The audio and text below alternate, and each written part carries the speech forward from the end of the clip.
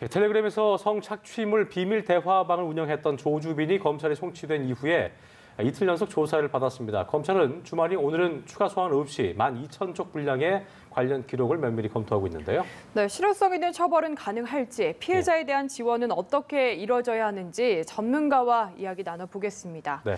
윤정숙 한국형사정책연구원 연구위원 모셨습니다. 어서 오십시오. 안녕하십니까? 안녕하십니까? 예.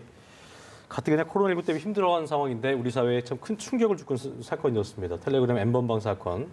이 사건의 가해자 조주빈에 대한 강도 높은 검찰 조사가 이루어지고 있는데 일단 구속된 이후에 조주빈이가 진술 태도를 좀 바꾼 것으로 보이더라고요. 성착취 혐의를 대부분 시인했다고 하는데요.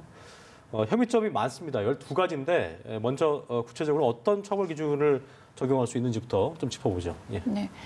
우선은 그 조주빈의 행위에 대해서 그 피해자의 연령에 따라서 그 범죄 처벌법이 좀 달라질 것 같습니다. 예. 만약 피해자가 아동과 청소년일 경우에는 현재 우리 현행법상 아동 청소년 성보호에 관한 법률에 적용을 받는데요. 예. 이제 그 행위가 음란물, 특히 이제 음란물, 우리가 지금은 이제 음란물보다는 아동 성착취 영상물이라고 좀 표현하는 게 맞을 것 같은데요. 예. 음란물 제작 그리고 배포 그리고 소지의 행위에 가담한 그 죄에 대해서는 아동음란물 처벌법에 의한 조항으로 인해서 처벌을 받을 수 있을 것 같고요. 예. 그다음 피해자가 이제 성인 여성일 경우에는 그 성폭력 처벌에 관한 특례법에 그 카메라 등 이용 촬영에 관한 그 법률이 있습니다. 그래서 예. 그 법 조항에 따라서 그 처벌을 받을 수 있을 것 같습니다. 이외에 그 아동에게 이제 강간이나 강제 추행과 같은 음행을 강요한 죄로 인해서 아동복지법에 처벌을 받을 수도 있고 예. 또 우리 형법상의 뭐 살인 음모죄나 사기죄, 강요 협박죄도 적용할 수 있을 것으로 보입니다. 그렇군요. 조주빈이 운영한 이 박사방 구성원에 대한 처벌도 가능한지가 굉장히 궁금증으로 다가오고 있는데 이게 보니까 범죄단체 조직죄를 적용할 수 있다는 예상도 있더라고요. 보니까 이게 그 대화방에 들어가서 뭐 회원마다 등급이 있겠습니다만 단순히 뭐 눈팅만 했다 이런 경우 실제 처벌을 좀 할 수 있는 건지도 궁금하네요. 일단은 그 수사가 좀 더 진행이 돼봐야 되겠지만요. N번방 안에서 이루어진 여러 가지의 범죄 행위 양상들이 굉장히 다양하기 때문에 예. 일단 개별 행위자에 대해서 그러한 어떠한 행위가 구체적으로 이루어지는지에 대한 조사가 좀 철저하게 이루어져야 될 것 같습니다. 예. 그래서 그런 다양한 수준과 그리고 범죄 행위에 대한 개입 정도에 대해서 좀 더 세심하게 검토를 해야 될 필요가 있을 것 같은데요. 예. 우선은 이제 가장 염려하는 부분이 이런 성착취 영상물을 단순히 관람하는 것만 가지고 처벌할 수 있을 것인가 이 부분에 대한 것인데 예전에는 이 부분이 이번 N번방 사건하고 좀 다르게 사실은 무심코 이 음란물을 뭐 관람했다, 소지했다 이런 것으로 해서 처벌을 좀 피해갔던 것으로 알고 있는데요. 이번 그 N번방 사건 같은 경우는 우선 뭐 5단계 정도의 복잡한 과정을 통해서 예. 그 커뮤니티에 일단은 가입을 할 수가 있었고 그리고 굉장히 많은 사람들이 수동적으로 방관만 했다고 좀 보기에는 힘들 것 같아서요. 그 부분에 대해서는 정말은 좀 다른 식의 어떤 처벌이 이루어지지 않을까 기대를 하고 있습니다. 그 실제로 2013년도에 그 유엔에서 그 70개 국가를 대상으로 해서 그 성적 그 착취 영상물에 대한 그 범죄 네. 규정을 어떤 식으로 다루고 있는가를 조사한 적이 있는데 예. 그 70개 국가 중에 한 30% 국가 정도가 그 성착취 영상물을 관람하는 것도 처벌을 하고 있었거든요. 좀 이런 부분을 참고해야 되지 않을까 싶습니다. 그렇군요. 네, 이번에는 어떤 처벌이 이뤄질지 좀 지켜봐야 될 것 같고요. 조주빈의 심리에 대해서도 사실 이해가 잘 안 간다는 분들이 많은 것 같습니다. 그렇습니다. 한쪽으로는 잔혹한 범죄를 저지르면서 또 한편으로는 복지관에서 계속 봉사활동을 해왔다고 하거든요. 이런 이중적인 모습은 저희가 어떤 심리로 이해를 해야 됩니까? 많은 범죄자들이 사실 자신의 범죄를 정당화하는 논리를 갖고 있고요. 그 범죄를 정당화하는 논리에 기반된 그들의 그 어떤 사고나 태도가 굉장히 반사회성에 기인한다는 것입니다.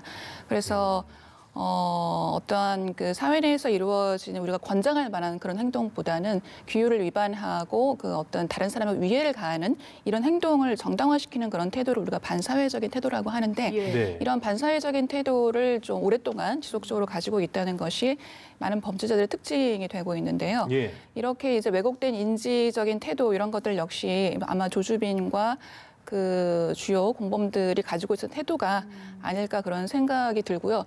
그런데 이제 여기서 또 하나 지적하고 싶은 것은 네. 조주빈이 그 행했던 그런 평범한 일상을 어떻게 받을 것인가 이 문제인데요. 사실은 연구를 보면은 많은 성범죄자들, 뭐 성범죄뿐만 아니라 범죄자들이 예. 그들의 범죄를 계획하고 실행하는 그 단계를 제외한 나머지 일상생활에서는 상당히 정상적이고 평범한 생활을 유지합니다. 예. 그래서 저희들이 그런 평범한 일상을 유지를 하는 것들에 좀 경각심을 가져야 된다. 그러니까 범죄자들은, 성범죄자들은 일반 사람들과 굉장히 다른 생활을 할 것이다. 라고 우리가 생각을 하는데 꼭 그렇지만은 않습니다. 네, 주변 사람일 수도 있다. 네, 주변 사람일 수도 있고 우리가 아는 굉장히 친숙한 사람일 수도 있고 심지어 이제 이번 사건에서 보여주듯이 어떤 뭐 지역 사회를 위해서 봉사를 하고 매일매일 종교단체, 뭐 교회나 이런 곳을 나가서 성실한 생활을 뭐 하고 이런 부분들은 다른 나라의 범죄자들에게도 많이 보여지는 모습들이거든요. 그래서 이런 평범한 일상을 사는 모습이 가장 우리가 좀 우려해야 될 부분이 아닌가 그렇게 생각을 하고요. 결코 범죄자의 모습이 일반인과 완벽하게 다르다는 그런 부분, 그런 어떤 생각들은 저희가 조금 조심해야 될 부분인 것 같습니다. 그렇군요. 피해자들의 경우를 보니까 처음에는 회유와 협박을 받았고 이후에는 뭐 영상을 유포한다든가 신상 공개에 대한 어떤 두려움 때문에 성착취 피해를 반복적으로 받았다 이렇게 좀 전해지고 있는데 악의 고리라고 하는 이 부분들에 대한 이런 상황에 대해서 좀 뭐 더 연구하고 계시기 때문에 이걸 끌어낼 수 있을까에 대한 물음은 늘 있어 왔습니다만 이번 사건을 계기로 가능할 것인가 이런 부분에 대한 궁금증이 커지는 것 같습니다. 어떻게 좀 보고 계십니까? 네. 피해가 상당히 오랫동안 지속이 되었고 그 부분을 어떤 다른 외부의 도움을 요청할 수 없었다는 사실이 굉장히 많이 안타깝습니다. 예. 여기에 이제 첫 번째로는 지금 이 피해자들이 처음에 이 엠번방의 피해자로 어떻게 물색이 된 그 단계를 좀 지켜봐야 된다고 생각이 드는데요. 예. 처음에 이제 이 조주빈과 그의 이제 그 공범들이 보면은 뭐 고수익 뭐 데이트 알바를 시켜주겠다, 아니면 모델 일을 시켜주겠다 이런 식으로 해서 SNS의 메신저 같은 것들을 이용해서 어떤 유인성 메시지를 많이 보냈거든요. 근데 사실은 실질적으로 그러한 뭐 메시지 안에 담겨 있었던 그런 일들을 시키지는 않았죠. 사실은 그 부분이 굉장히 유인적인 어떤 그런 성격이 강했던 겁니다. 그러니까 성적 목적과 성적 착취의 목적을 가지고 있는 이러한 어떤 온라인상에서 이루어지는 어떤 유인 행위들을 우리가 이제 그루밍 행위라고 불리우는데요. 성적 네. 그루밍이라고 불리우는데 이 성적 그루밍이라는 것이 어떻게 보면 나중에 후에 성범죄를 저지르기 위한 어떻게 보면 예비 행위라고 할 수 있죠. 그렇군요. 그런데 만약에 우리나라에서 이러한 성범죄를 저지르기 위한 유인 행위, 즉 이런 그루밍 행위, 예비 행위를 처벌하는 어떤 법제가 있었다면, 그리고 그러한 행위가 범죄화된다는 것을 만약에 많은 국민들이 알고 있었다면은 이 범죄가 여기까지 나갈 수 있을지 굉장히 저는 의구심이 듭니다. 그래서 이러한 그 초기 단계의 성적 그루밍 행위에 대한 처벌이 지금 현재 저희 나라의 법 공백이거든요. 이 부분에 대한 처벌 규정이 없습니다. 그래서 이 부분에 대한 처벌 규정을 좀 반드시 마련을 해야 될 것 같고요. 지금 성적 그루밍을 처벌하고 있는 나라가 전 세계 한 60개 정도의 나라이거든요. 현재 우리나라에서도 아마 법률안이 하나 정도가 국회에 아마 그 상정이 된 걸로 알고 있고 소관위의 심사를 받은 걸로 알고 있는데요. 예. 하루바삐 이 부분에 대해서 어떤 이러한 예비 행위들의 어떤 식으로 규율할 것인지에 대해서 꼼꼼하게 검토하고 이런 행위 양상들을 좀 점검을 해서 실태에 범죄 행위 실태에 맞는 그러한 법 규정을 빨리 마련을 해서 이것이 죄가 된다는 사실을 좀 많이 알려야 될 것 같습니다. 그건 참 중요한 얘기 해주신 것 같은데 사건 발생 후에 어떤 처리도 중요하지만 네. 발생 전에 이것이 일어나지 않게 하는 것이 더 그렇습니다. 중요하다는 것, 예. 예비 단계에서의 어떤 예방법들 네. 그런 부분을 강조해 주셨습니다. 10대 피해자들 이제 발생 후의 일이죠. 피해자들이 참 많습니다. 피아이들 같은 경우에 이제 뭐 우울감도 그렇고 자기 학대, 패배감, 심지어는 뭐 이제 대인 기피증까지 걸리게 된다고 하는데 이들에 대한 심리적 어떤 치료 지원도 좀 무엇보다 중요해 보이거든요. 네. 어떤 식으로 좀 이게 이루어져야 될까요? 굉장히 중요한 부분이고요. 일단 피해자분들이 이제 경찰 단계나 검찰 단계에서 피해자가 확인이 되었을 경우에 검찰과 경찰이 가지고 있는 피해자 지원 센터가 있거든요. 예. 그래서 그런 피해자 지원 센터에 이 피해자들을 피해자의 정보를 일단 주고 그 피해자가 거기서 도움을 받을 수 있도록 하는 일단 그 제도적인 방안들을 적극적으로 활용을 해야 될 것 같고요. 네. 그리고 이제 그 우리 민간단체나 아니면 상담소, 뭐 성폭력 상담소라든지 사이버 성폭력 대응센터라든지 이러한 민간단체와 상담소들이 가지고 있는 그러한 그 인적 자원들도 상당히 좋거든요. 그래서 예. 이러한 그 민간 자원을 활용한 피해자 심리 지원 같은 것도 굉장히 중요할 것 같습니다. 무엇보다도 이제 피해자들이 굉장히 자책감이 심하잖아요. 내가 왜 이런 행동에 개입이 되었을까 하는 자책감이 심한데 이것이 피해자 탓이 절대 아니고 피해자들이 자신의 어떤 그러한 죄책감이나 여러 가지 불안한 그런 감정들을 그런 전문 인력을 통해서 좀 환기시키고 또 본인의 감정들을 타당화시켜서 그러한 사건에 대해서 조금 더 잘 재정립해서 본인이 어떤 피해자라기보다는 이 부분에 대한 생존자로서 좀 더 적극적으로 심리적인 어떤 그런 서비스를 받아서 피해자에서 생존자로 좀 나아갈 수 있도록 그렇게 우리 지원 단체들이 좀 많이 서포트를 해줬으면 합니다. 중요하겠네요. 예. 네, 그리고 조금 전에 위원님께서 뭐 성적 그루밍 이야기도 하셨지만 사실 이번 사건 보면서 이런 식으로도 성범죄가 일어날 수 있구나 안 분들이 많으실 것 같습니다. 지난 10년 동안 보면은 디지털 성범죄가 양도 많이 늘었는데 그렇죠. 유형도 뭐 저희가 대책을 세우기 참 어려울 정도로 많이 늘어난 것 같거든요. 이런 부분은 좀 어떤 식으로 대책을 세워야겠습니까? 지금 우리가 지금 가장 주목해야 될 부분이 그 부분이라고 생각하는데요. 종래의 전통적인 사실 성범죄 같은 경우는 직접 이제 아동이나 여성들을 만나서 그들에게 신체적인 폭력, 물리적 어떤 폭력을 가하고 나서 범죄를 저질렀는데요. 지금 전 세계적으로 보면은 인터넷과 그리고 이런 정보통신 기술의 급증에 따라서 이러한 그 디지털 기술을 활용한 성범죄가 늘어나고 있는 그런 추세입니다. 소위 우리가 디지털 성범죄라고 불리우는 성범죄는 크게 한 4가지 정도로 정리해 볼 수 있겠는데요. 일단 간단하게는 컴퓨터나 기타 핸드폰 같은 디지털 장비를 이용해서 피해자를 몰래 촬영하는 일명 몰카 범죄 같은 것들이 있을 수가 있겠고요. 그다음에 방금 제가 말씀드렸듯이 그 사이버 공간상에서 일어나는 성적 유인, 그루밍이라고 얘기하는 이 부분도 특히 아동 청소년을 대상으로 해서 이루어지는 성적 그루밍, 이 부분도 새롭게 일어나는 어떤 그러한 형태의 디지털 성범죄라고 볼 수 있습니다. 또한 이제 이번 그 조주빈 사건에서도 볼 수 있듯이 처음에 유인을 했지만 나중에는 상당 부분 많이 협박을 하고 굉장히 괴롭힙니다. 이러한 사이버 공간상에서 이루어지는 그 성적 괴롭힘과 협박도 상당 부분 많이 그 성범죄의 어떤 양상으로 보여지고 있거든요. 그래서 세 번째 이런 좀 사이버상의 그 불링이라고 얘기하는 이런 괴롭힘과 협박에 대해 좀 저희가 주목을 해야 된다는 생각이 들고요.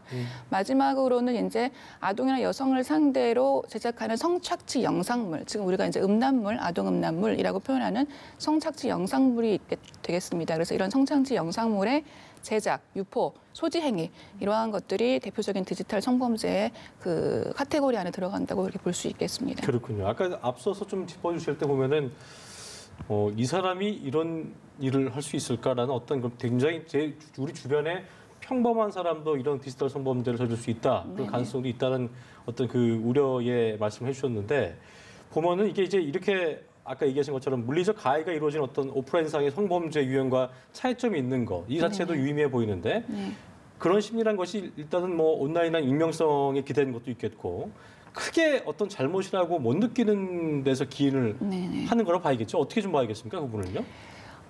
일단은 인터넷 기술을 활용한 범죄는 일단 익명성에 기초를 하고 많은 사람이 정보가 공유되기 때문에 일단 이 행위에 가담하는 사람이 전통적인 성범죄자에서는 뭐 1명, 공범이 있어도 뭐 2명, 그렇죠. 소수인데 많은 사람이 가담을 하기 때문에 이것이 죄가 된다는 그런 죄의식을 분담시킬 수가 있어요. 그래서 굉장히 행위가 방조적으로 일어날 수가 있다는 게 그 특징이 되겠고요. 그리고 이제 방금 말씀하셨듯이 이제 그 디지털 성범죄 같은 경우는 전통적인 성범죄 성범죄는 사실 인구사회학적 통계를 보면은 연령이 30, 40대가 좀 많은 편이고 그다음에 네. 직업은 뭐 무직자들이 좀 많은 편이거든요. 그런데 저희 연구팀이 조사를 했을 때도 보면은 이러한 그 디지털 성범죄 또 특히 이게 뭐 그루밍 성범죄 같은 경우는 전통적으로 10대나 20대의 젊은 계층이 많고 그리고 회사원과 같은 화이트 칼라 계층이 좀 많았습니다. 그렇군요. 그래서 아마 이런 이제 화이트 칼라 계층의 범죄가 좀 늘어나고 있다는 이런 부분이 종전의 성범죄랑 굉장히 차별적으로 좀 다른 부분이기 때문에 충격적이기도 하고요. 네네. 부분이. 아까도 말씀드렸듯이 뭐 교육을 잘 받고 사실 이런 사람들은 범죄를 저지르지 않을 것이다라는 그런 우리의 통념을 사실상 깨는 그렇죠. 그런 부분이기 때문에요. 이 부분에 대해서 이런 행위 양상과 실태에 대해서 좀 많이 구체적으로 좀 알려줘야 될 필요가 있을 것 같습니다. 그리고 또 온라인으로 성범죄를 저지르는 사람들의 익명성에 굉장히 기대는 것 같은데 그렇죠. 이번 사건만 봐도 텔레그램의 강력한 보안성에 좀 뭔가 생각을 한 사람들이 많은 것 같습니다. 이런 부분은 저희가 알려진 대로 전혀 뭐 텔레그램에서 정보 공유를 안 해준다면은 알거나 수사할 수 있는 방법은 없는 겁니까? 현재 지금 텔레그램 같은 경우는 뭐 사실 본사에 뭐가 어디에 있는지도 잘 추적이 지금 안 되고 있다는 상황에서 아마 텔레그램 상으로는 그 어떤 가해자들의 어떤 개인 정보나 피해와 관련된 그런 정보들을 확인하는 거 쉽지 않을 것으로 보입니다. 그리고 이 부분에 대해서는 아마